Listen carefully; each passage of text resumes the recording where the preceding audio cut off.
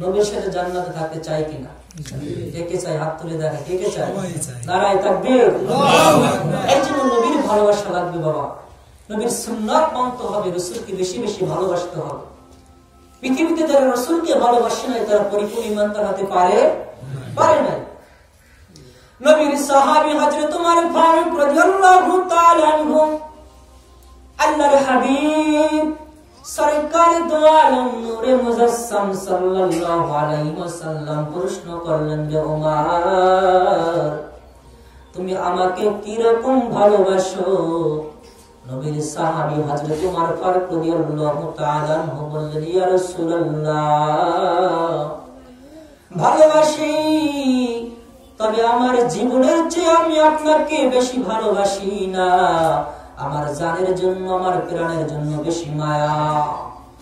আল্লাহর হাবিব বলেন ওমর তুমি এখনো পরিপূর্ণ ঈমানদার হতে পারো নাই।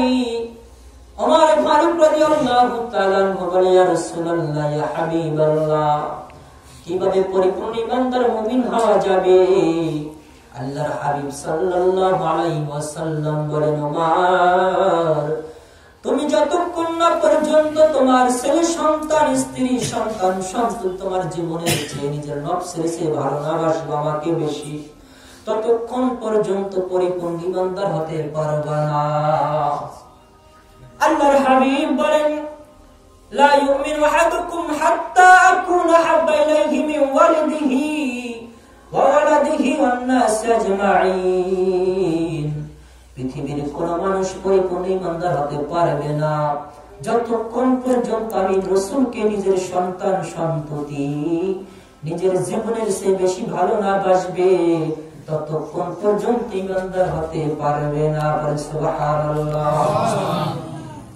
হযরত ওমর ফারুক বলে ইয়া রাসূলুল্লাহ আমি এখন আপনাকে জীবনের চেয়ে ভালোবাসি, আমার জীবনের চেয়ে আমি আপনাকে বেশি ভালোবাসি। আল্লাহর হাবিব বলে ওমর আল্লাহি রাব্বিল কাবা আল্লাহর কাবার কসম করে বলছি ওমর তুমি আমাকে বেশি ভালোবাসো, এখন তুমি পরিপূর্ণ ঈমানদার হয়ে গিয়েছো। সুবহানাল্লাহ। এই জন্য রাসূলকে বেশি বেশি ভালোবাসতে হবে।